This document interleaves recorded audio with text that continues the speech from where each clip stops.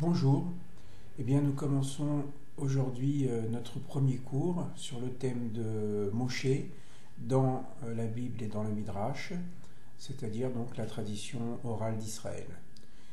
Donc je ne vais pas présenter une approche archéologique, historique sur la personnalité de Moïse ou sur la sortie d'Égypte d'un point de vue universitaire, mais comment Moïse, au sein de la Torah et de la Bible plus généralement, est perçu dans la tradition juive, quelle personnalité, quel message.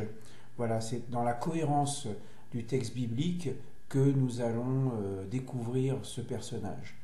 Alors, pour suivre, je vous conseille d'avoir une Bible, Bible bilingue, comme par exemple celle des éditions Colbeau. Vous pouvez également aller sur le site sepharim.fr où vous trouvez le texte à droite en hébreu, à gauche en français, et lorsque vous allez sur la page de sepharim.fr, vous avez même la possibilité, avec les onglets qui se trouvent à droite, de cliquer sur Rashi, et à ce moment-là, vous avez même le commentaire traditionnel de Rashi, ce qui peut permettre à ceux qui découvrent le judaïsme d'avoir une approche de l'exégèse rabbinique traditionnelle, dont Rashi est vraiment le modèle. On appelle le Parsham Data, c'est-à-dire le commentateur par excellence de la tradition. Bien sûr, il existe d'autres, mais c'est intéressant de voir comment les rabbins lisent le texte et l'interprètent. Alors peut-être un mot de méthodologie, justement, c'est que de manière générale, du point de vue de la foi juive, quand on lit le texte, on prend le texte au sérieux. Qu'est-ce que je veux dire par là? Je veux dire que chaque mot, chaque verset est porteur de signification. Le texte n'est pas écrit de façon approximative, mais le texte tel qu'il est présenté à nous, dans sa forme définitive, on peut penser bien sûr qu'il y a une écriture au cours des âges, mais lorsqu'il a été canonisé, donc après la destruction du deuxième temple, le texte biblique est devenu la référence donc du peuple d'Israël, de sa foi, et globalement, on considère, je dis globalement parce qu'il y a en fait deux écoles. Il y a l'école qui dit la Torah parle le langage des hommes, c'est l'opinion de Rabbi Ishmael, où parfois des répétitions n'ont pas d'autre sens que de répéter une idée. Et puis l'école de Rabbi Akiba, le contemporain de Rabbi Ishmael, qui lui considère que même les petits traits qui sont sur les mots de la Torah, on appelle les tagim, ou les keter, c'est-à-dire les couronnes, eh bien, sont signifiantes. C'est-à-dire qu'on va s'arrêter sur chaque mot et poser la question pourquoi c'est écrit comme ceci et pourquoi ce n'est pas écrit autrement et qu'est-ce que cette formulation peut m'apprendre. Voilà, c'est ce que je veux dire lorsqu'on dit qu'on prend le texte au sérieux, c'est-à-dire que finalement ce texte, il est une source de réflexion, de questionnement et d'interprétation multiples selon la formule traditionnelle de la tradition orale. Shivaim panim la Torah, 70 visages à la Torah, 70 interprétations. Vous remarquerez d'ailleurs que la tradition ne dit pas 70 interprétations, mais 70 visages, comme pour nous dire qu'une interprétation, c'est un visage. C'est-à-dire que j'interprète aussi en fonction de celui qui pose la question pour lui donner un visage, et non pas le formater, non pas le mouler dans une réponse univoque, mais bien de tenir compte des différents visages de l'humain, surtout que le chiffre 70 représente aussi le chiffre de l'universel dans la tradition d'Israël. Alors, pour découvrir Moïse, eh bien donc je vous invite à vous référer à une Bible. Alors, j'ai devant les yeux le texte de Sepharim. Alors, je ferai des petites interventions. Je ne vais pas faire des cours d'1 heure et demie comme je le fais dans les différents lieux d'enseignement. Je ferai des petites interventions courtes. Je vais essayer de ne pas dépasser les 10 minutes pour dire l'essentiel. Mais il y aura plusieurs séances et je vais faire en sorte de numéroter les cours. Ils seront indépendants les uns des autres, mais en même temps, celui ou celle qui veut suivre le cursus pourra le faire.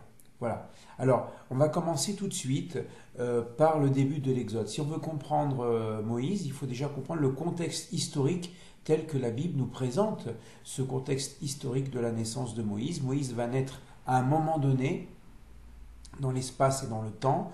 Et pour comprendre cet espace et ce temps, il faut revenir au début du livre de l'Exode, qui s'appelle en hébreu le livre de Shemot, qui veut dire livre des noms. Alors pourquoi Exode plutôt que livre des noms? Parce que dans la tradition et dans la traduction de la Septante, c'est-à-dire la traduction de la Torah en grec, c'est la première traduction de la Torah dans une autre langue, à savoir le grec, au IIIe siècle avant l'ère chrétienne. C'est-à-dire au moment où Alexandre le Grand a fait la conquête notamment de la Judée et aussi de l'Égypte, eh bien, une communauté importante d'Alexandrie, une communauté juive, ne comprenait plus le texte hébraïque, et donc on a traduit, en tout cas les érudits ont traduit pour ceux qui ne comprenaient plus l'hébreu, le texte en grec, qui était la langue vernaculaire de l'époque, comme on dirait aujourd'hui l'anglais. Et un peu comme aujourd'hui des juifs qui vont à la synagogue, qui savent lire l'hébreu, mais qui ne comprennent pas forcément tous les détails, d'où la nécessité de traduire aussi en français comme la Bible du rabbinat. Alors, le livre donc de Shemot s'appelle en grec Exodus, parce que les traducteurs se sont attachés à la sortie d'Égypte, Exode, Exodus, mais en fait en occultant aussi d'autres dimensions, qui sont par exemple le don de la Torah, qui est également dans le livre de l'Exode, le livre des noms, la faute du veau d'or qui entraîne aussi la construction du tabernacle, et puis la consécration de Aaron à la prêtrise. Donc il y a beaucoup d'éléments, beaucoup de récits, et le début de la législation d'Israël qui se trouve à l'intérieur de l'Exode. Mais le terme Exodus est un peu réducteur de ce point de vue-là. En hébreu, le livre s'appelle Livre des noms. Hein. Le livre des noms. Alors il faut savoir qu'une paracha, comme un livre de Torah ou de la Bible, s'appelle du premier mot signifiant. Hein, tout simplement, c'est assez simple. Mais peut-être l'idée, c'est que déjà dans le premier mot, il y a contenu toute la suite. Un peu comme une graine qui contiendrait l'arbre, les fruits, etc. Hein, on trouve ça dans le Midrash, que par exemple la première lettre du décalogue, de Anochi, le Aleph de Anochi, qui contient donc tout le décalogue, eh bien, cette première lettre contient déjà potentiellement tout le décalogue, ou bien la première lettre de la Torah qui contient toute la Torah entière, etc. Une idée qui est assez intéressante, c'est-à-dire que tout est contenu, il y a une sorte d'organisation cohérente de la totalité du livre, de la totalité de la parole, et ensuite il y a un développement de cette parole. Alors le livre de Shemot, c'est le livre des noms, hein, parce que le premier verset commence ainsi en hébreu: Ve'ele Shemot ben Israël, Abai Mitzraïma et Yaakov Ishubeto Baou.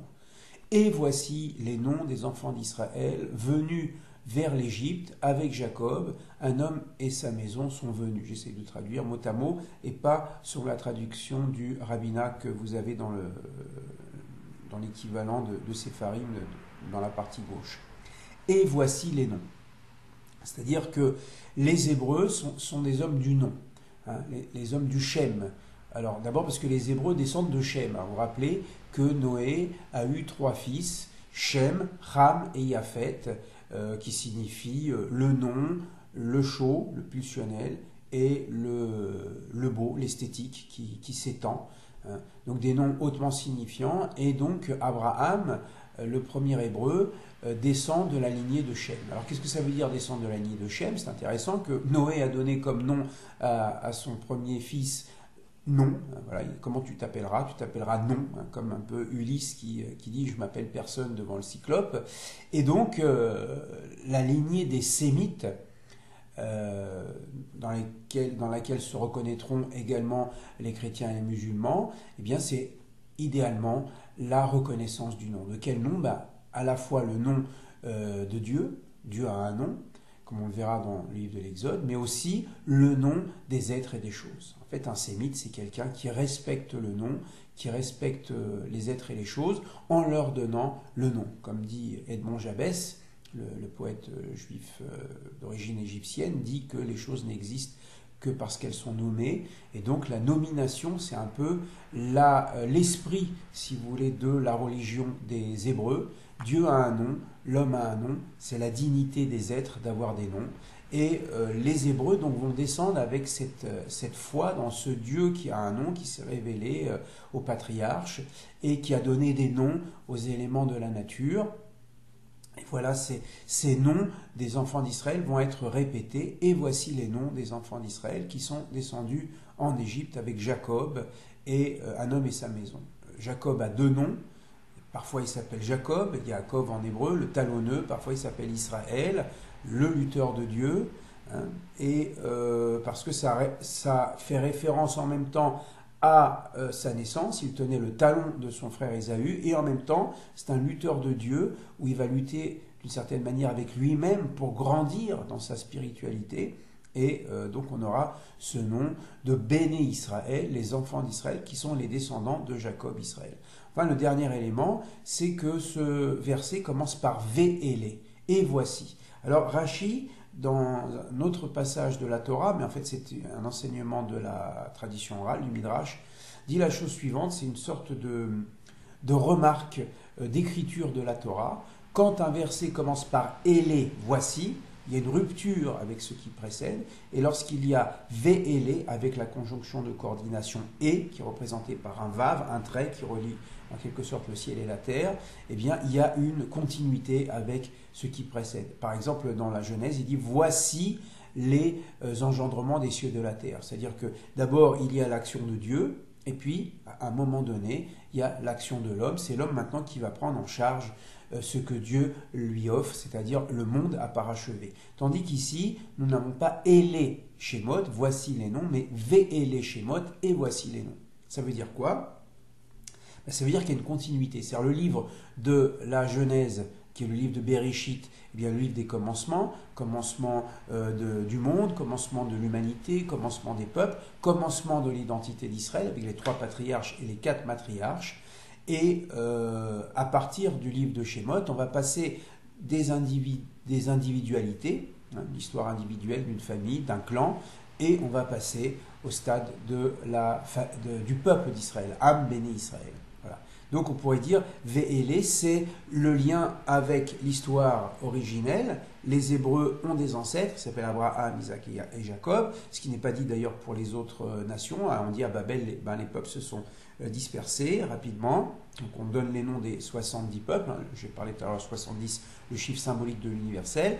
Et avec l'histoire d'Israël, on nous donne en quelque sorte la généalogie, Abraham et Sarah, Isaac, Rebecca, Jacob, Rachel, Léa, etc. Ça, c'est le premier sens de Véélé. Je voudrais ajouter un deuxième, c'est que pourquoi et voici, quel lien avec le livre de la Genèse? Eh bien, c'est que la Genèse commence par un fratricide. On pourrait dire l'histoire humaine commence par un fratricide. Caïn va tuer Abel. L'histoire humaine, elle commence avec l'engendrement. Adam et Ève ne sont pas engendrés, donc pas de papa. Moi, j'ai souvent l'habitude de dire ils ne peuvent pas être psychanalysés parce qu'ils n'ont pas de papa et de maman. Mais Caïn et Abel, oui, ont un papa et une maman. Ils ont dit Abba, Ima, s'ils parlaient en hébreu, et papa et maman. Et donc, cette histoire de l'humanité commence par un fratricide.